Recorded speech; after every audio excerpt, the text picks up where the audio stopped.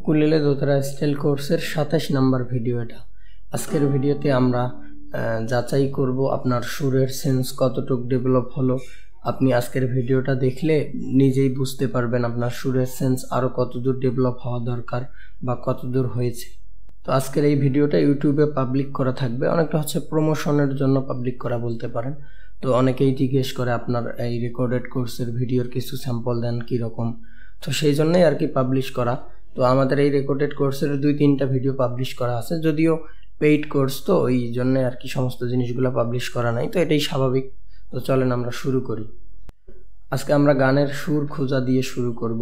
তো যে কোনো একটা গান আমরা বেছে নেই। ধরেন যে আমরা ওই যে একটা গান আছে না, আমার ঘরখানায় কে বিরাজ করে, তো এরকম আমার ঘরখানায় কে বিরাজ করে। তো আরেকটা কথা আপনারা হয়তো বা জানেনই যে কোনো গানের শুরু হচ্ছে আপনার সা রে গা মা পা, এই কয়েকটা নোটের মধ্যে হয়। তো এটা 100% গানের ক্ষেত্রে হয় না, দেখা যায় যে 90% গানের ক্ষেত্রে এই বিষয়টাই ঘটে। তো শুরু হচ্ছে আপনার কি সা থেকে, ধরেন আমরা ধরবো যে সা রে গা মা পা এই কয়েকটার মধ্যে থেকে। তো এই গানটা সাধারণত হচ্ছে আপনার মাইনর স্কেলের ওই যে কষ্টের সুর, কিন্তু এখানে মেজর স্কেলেরও কিছু স্বর মিশ্রিত আছে। তো গানের সুরটাকে আমরা খোঁজার সময় আপনারা তো জানেন, আমরা বিগত ক্লাসে দেখে এসেছি এই বিষয়গুলো, গানের সুর খোঁজার। তো প্রথমে কি আমরা গানের সুরটাকে গুনগুন করব।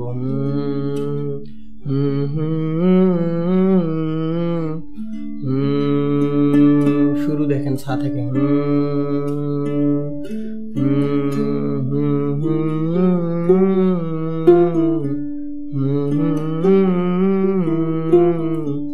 এখানে সুরগুলো ওঠানামা করতেছে। তো আরেকটা বিষয় বলি, তো যদি আমরা ধরি যে সা থেকে উপরে, অর্থাৎ আমি আগেও বলেছিলাম যে সা রে গা মাটা হচ্ছে বাসা বাড়ির সিঁড়ির মতো।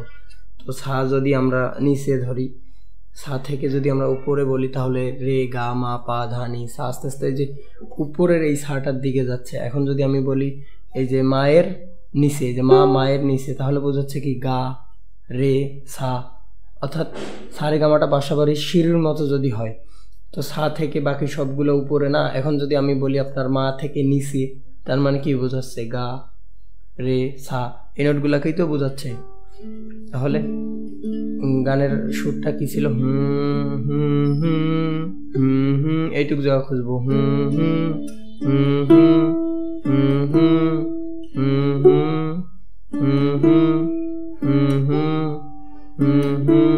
সারে সারে, অন্য নোট একটা দিয়ে দেখি আসলে যায় নাকি।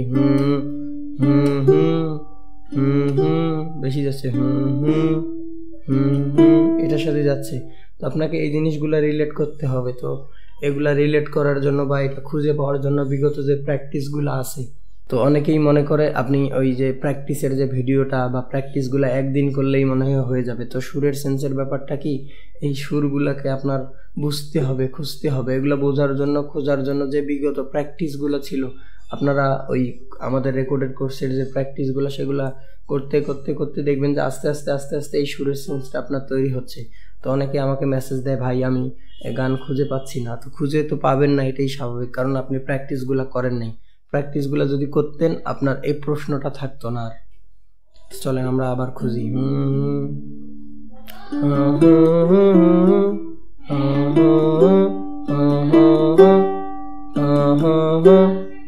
সারে গা, এটা হচ্ছে গানটার নোট, সারে গা, দুঃখিত সারে মা,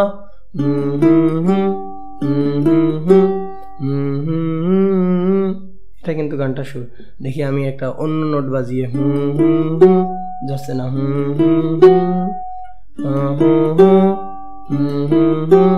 এটা হচ্ছে গানটার সুর। আমার এই যে এখানে একটা শুদ্ধ নোট ব্যবহার হয়েছে, আমার।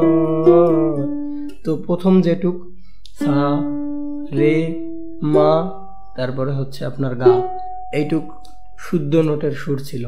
তো আমি ওই যে বিগত ক্লাসে আপনাদেরকে বলেছিলাম যে গানের সুরগুলোকে পার্ট পার্ট করে ভাগ করা থাকতে পারে, যে এতটুক সুর এটা হচ্ছে আপনার রোমান্টিক, পরের টুক কষ্টের হতে পারে। এইভাবে আমি বলেছিলাম যে একটা গানের মধ্যে কষ্টের সুর এবং রোমান্টিক সুরের কিছু কিছু ভাগ থাকতে পারে। এই জিনিসগুলো বোঝার জন্য প্র্যাকটিসগুলো, তো আপনারা যদি এগুলো করতে পারেন বা করেন অবশ্যই জিনিসগুলোকে বুঝবেন।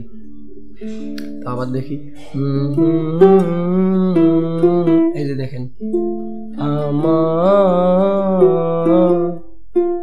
পরের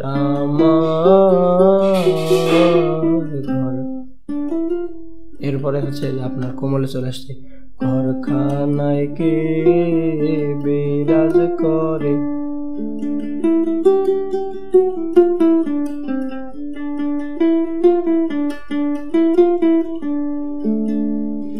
এটাই ছিল হচ্ছে গানের সুর খোঁজার ব্যাপারটা। তো আশা করি আপনারা এখন এই যে গানের তালগুলা আছে, গানের তালগুলা সহজেই খুঁজে পাচ্ছেন। গানের তাল খুঁজে পাওয়ার জন্য যে বিষয়গুলো দরকার, যে বিষয়গুলো করতে হয়, এগুলো তো আমাদের অনেক আগে আলোচনা করা আছে। তো আপনারা যদি সেই বিষয়গুলো সঠিকভাবে প্র্যাকটিস করেছেন সেই অনুযায়ী, তো যে কোনো গানের তাল খুঁজে পাওয়া ইজি ব্যাপার আমি মনে করি। যারা প্র্যাকটিস করেছেন তারা অবশ্যই তালের বিষয়গুলো জানেন।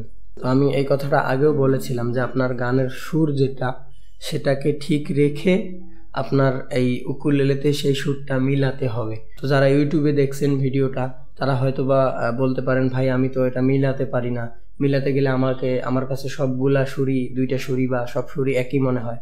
তো একই মনে হওয়ার কারণটা হচ্ছে কি, এই যে সুরের সেন্স নিয়ে আসার পর কিন্তু আপনি এগুলা মিলাতে পারবেন, বা সুরের সেন্সটা আপনার আসতেছে তখনই কিন্তু আপনি এগুলা মিলাতে পারবেন। তো এগুলা মিলে আনার জন্য বা সুরের সেন্সটা আনার জন্য, এই মিলগুলা বোঝার জন্য বিভিন্ন রকম প্র্যাকটিস রয়েছে। তো এই প্র্যাকটিসগুলো না করলে এই জিনিসটা মাথার উপর দিয়ে যাবে বা বুঝতে অসুবিধা হবে, এটাই স্বাভাবিক।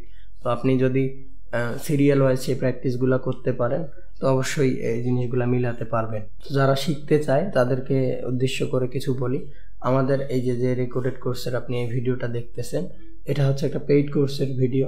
তো এই পেইড কোর্সে মোটামুটি A to Z বলা যায় সমস্ত কিছুই আছে, একদম শুরু থেকে শুরু করে ধাপে ধাপে সমস্ত বিষয়গুলোকে সাজানো আছে।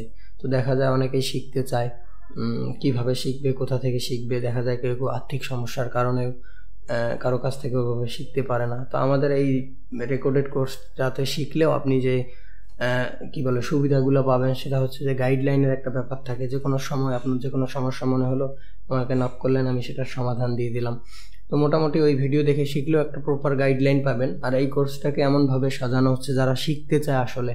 তো অনেকে বলে আমার 2-1টা গান মুখস্থ করে বাজাতে পাইলেই হলো, তো তাদের জন্য নয়, আসলে একটা গান কিভাবে বাজতেছে, এই গানটার সুর কিভাবে খুঁজে পাবেন, তো বাজায় অনেকে, বাজানোকে সুন্দর করা ইত্যাদি ইত্যাদি সমস্ত বিষয় এই জিনিসটাতে আমাদের বিস্তারিতভাবে আলোচনা বা প্র্যাকটিসের বিষয়গুলো দেখানো আছে। আপনারা শুরু থেকে সেই জিনিসগুলো সুন্দরভাবে দেখলে বা প্র্যাকটিস করলে একটা ভালো ফলাফল পাবেন। তো আমি আগেও আপনাদেরকে ওই যে র্যান্ডম নোট বা র্যান্ডম সুরের কথা বলেছিলাম তালের সাথে। আপনারা যখন এই যে একটা তালের সাথে র্যান্ডম নোট বাজিয়ে সেটার সাথে সাথে উচ্চারণ করতে পারবেন, র্যান্ডম নোট বাজাবেন প্লাস সেটার সাথে সাথে উচ্চারণ করতে পারবেন। যেমন ধরেন এরকম,